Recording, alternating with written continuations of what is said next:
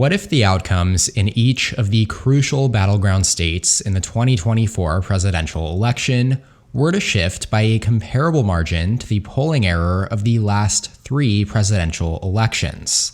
I've gone back and calculated the average polling errors across 17 different competitive states between the 2012, 2016, and 2020 presidential elections, so that in today's video we can take a peek at what a potential 2024 electoral college map would look like if the same polling error occurred in these grayed out states, based on the latest battleground polling averages from Decision Desk HQ/The Hill and Race to the White House.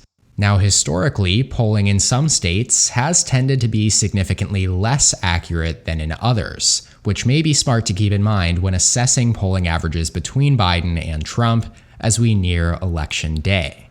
Hello everybody, my name is Ryan Guest, here with another video from Election Predictions Official, your go-to source for data-driven election analysis. Don't forget to subscribe to my channel down below and click that little notification bell so you never miss any of my upcoming 2024 election analysis videos in the months ahead.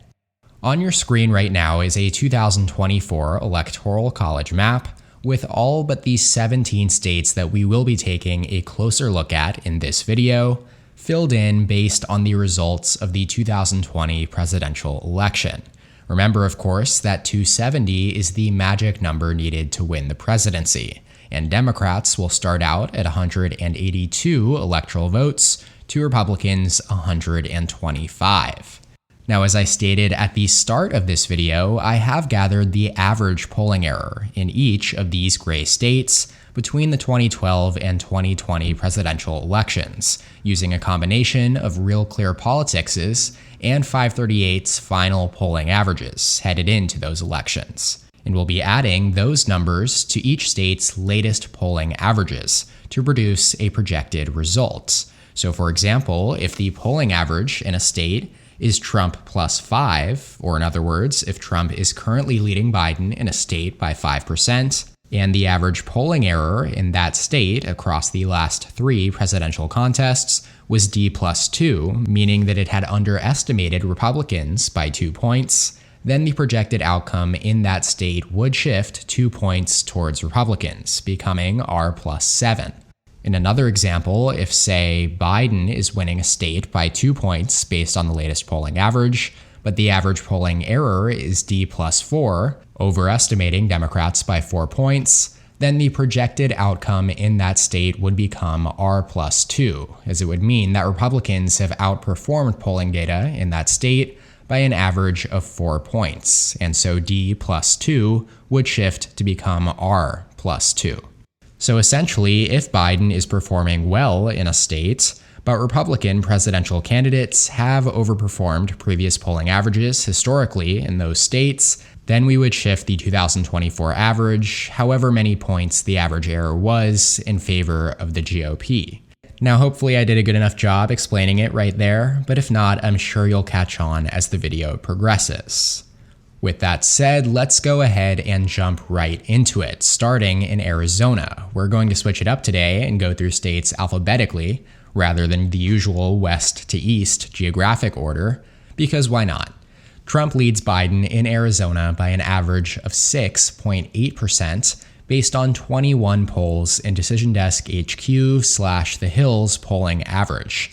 That's a really strong number for Trump, given that he lost Arizona in 2020. His margin is actually only going to get stronger, though, as Republican presidential candidates in 2012, 2016, and 2020 have outperformed, on average, polling in Arizona by 1.2% over the last 3 elections. Most recently, it underestimated Trump by 2.3% in 2020, as Biden only ended up winning by 0.3%, while the 538 average had him ahead by 2.6% entering Election Day. Nevertheless, on today's electoral map, it means that Arizona's projected result shifts 1.2% to the right, from Trump plus 6.8 to Trump plus 8.0, putting Arizona firmly in the likely Republican column. For those of you who are new to the channel, safe states, the darkest shade of red or blue, represent margins greater than 12%. Then likely states are between 7 to 12%, lean between 2 to 7%, and tilt between 0 to 2%. Next on the list, we have Colorado. Since there are not at least 5 polls assessing a Biden versus Trump rematch in Colorado quite yet, DDHQ/The Hill has not yet produced an average for this race, meaning that we'll have to use Race to the White House's average, which has Biden leading Trump by 7.4%. Out of all of the states we'll be examining in this video, though, polling in Colorado, interestingly, has actually underestimated Democratic candidates by 1.97% on average since 2012. While 538's average had Biden ahead by 12.5%, headed into Election Day in 2020, Biden ended up winning by 13.5%. In 2016, Clinton led by 2.9% according to RCP and won by 4.9%. And in 2012, Obama led by an average of just 1.5 points, but ended up winning by almost 5.5 points. I should note that I did weight the elections by recency, so the 2020 error counts for a bit more than the 2012 error. And that's why the 1.97% error number is lower than you might think based on these numbers. It means, however, that Colorado's projected results, based on that error, would shift from D plus 7.4 to D plus 9.4, enough to place it comfortably in likely Democrat territory. Shifting over to the southeast, we're jumping all over the map here in the early going. Florida's polling average on Decision Desk HQ/The Hill's website is Trump plus 9.1, a very solid, yet not totally unsurprising number for Trump, as Florida has been shifting more rapidly to the right than any other state in the union over the last few election cycles. The polling error here has favored Democrats by 2.4%, meaning that Republicans have overperformed by that much, on average, since 2012. Most egregiously in 2020, as Biden led in 538's final average in Florida by 2.5 points, yet Trump carried the state by 3.4%, the largest margin for a presidential candidate here since 2004, and making it one of just 8 states where Trump actually did better in 2020 than in 2016. Anyways, Trump's 9.1 point lead over Biden shifts all the way up to 11.5%, just a half point shy of entering safe territory. It'll be likely Republican on this map.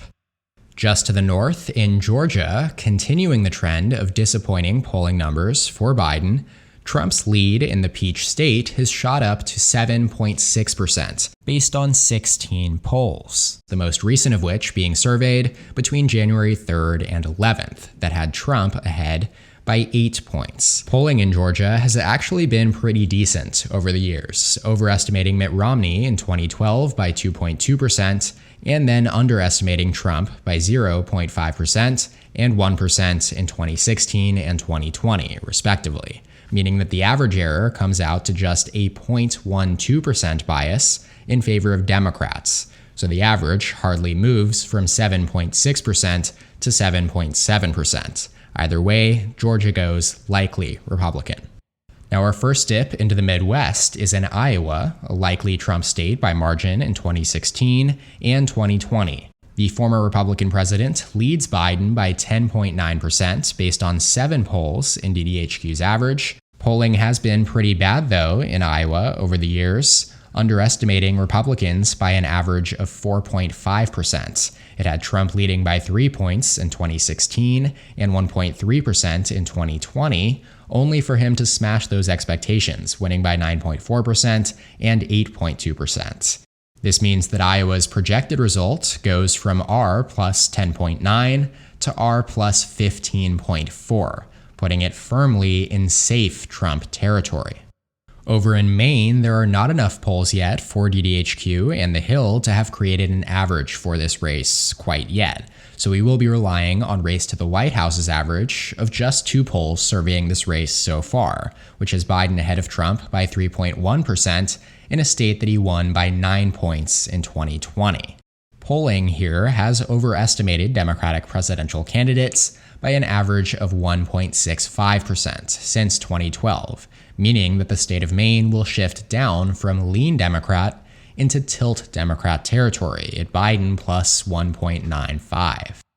In Michigan, Trump's lead is 3.1% based on 21 polls surveying the race to date, according to Decision Desk HQ in the Hill.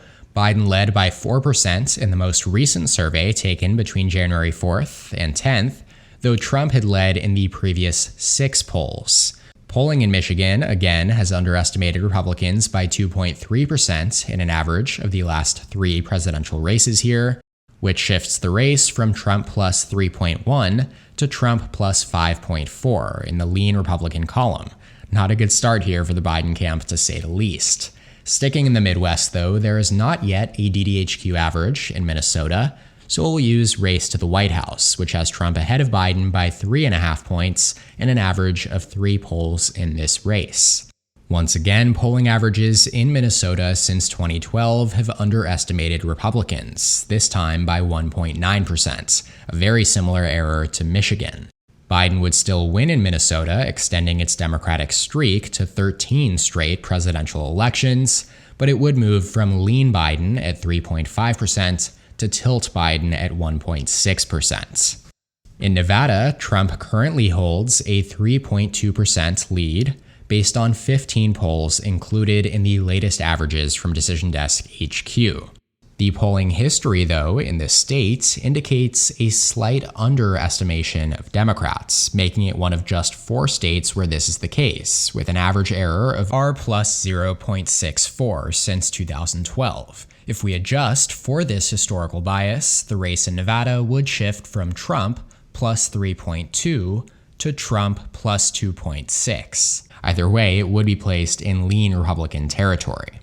Moving on to New Hampshire, the DDHQ average shows Biden leading by 6.2% based on 8 polls in this race. And with a historical polling error overestimating Democrats by just under a point at D plus 0.95, the race would shift from Biden plus 5 to Biden plus 4.1, still in the lean Democrat territory.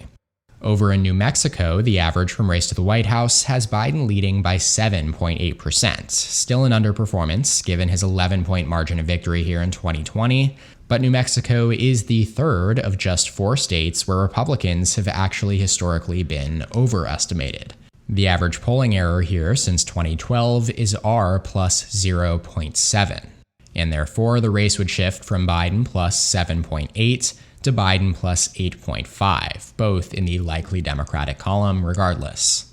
For North Carolina, the DDHQ average shows Trump with an 8-point lead based on a total of 12 polls, with a historical polling error of D plus 2.41, most notably overestimating Biden in 2020 as he led by 1.8% in 538's final average headed into Election Day, only to lose by 1.4%. With that in mind, the race would shift from Trump plus 8 to Trump plus 10.4, filling out a likely Republican southeast coast here in the Carolinas, Georgia, and Florida.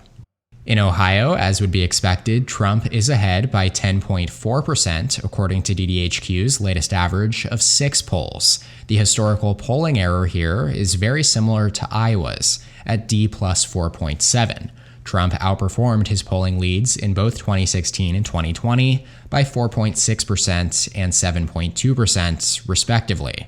Most recently in 2020, he led Biden by less than 8 points, according to 538, but won by just over 8%. And so Ohio would join Iowa in the safe Republican column, with a projected shift from Trump plus 10.4 to Trump plus 15.1.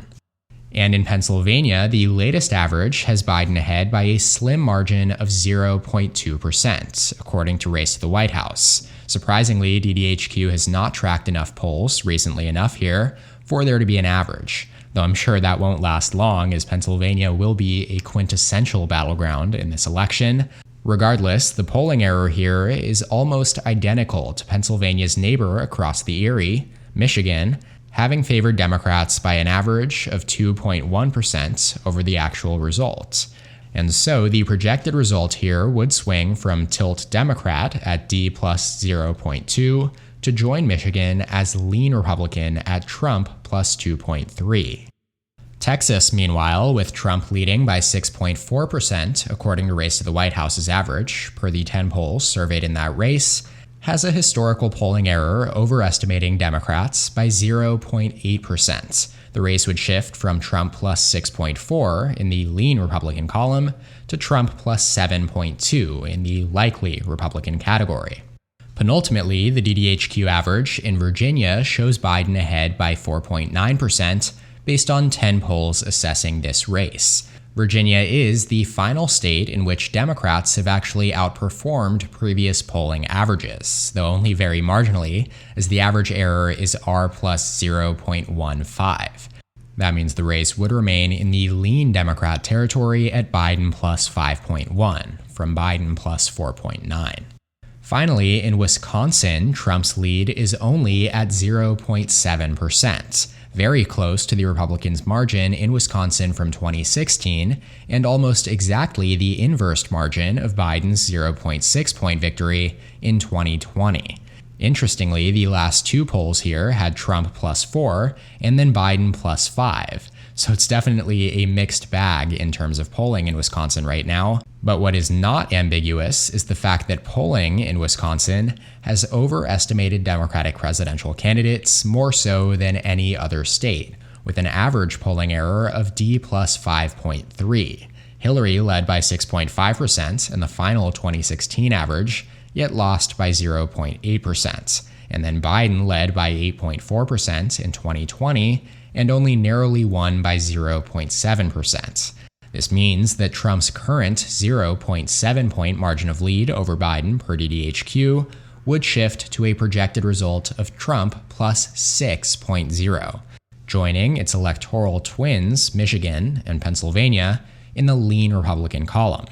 So, using the latest polling averages in key battlegrounds across the country, and then shifting them by the average error in the previous 3 presidential elections, Donald Trump would win the 2024 presidential election with 312 electoral votes to Joe Biden's 226.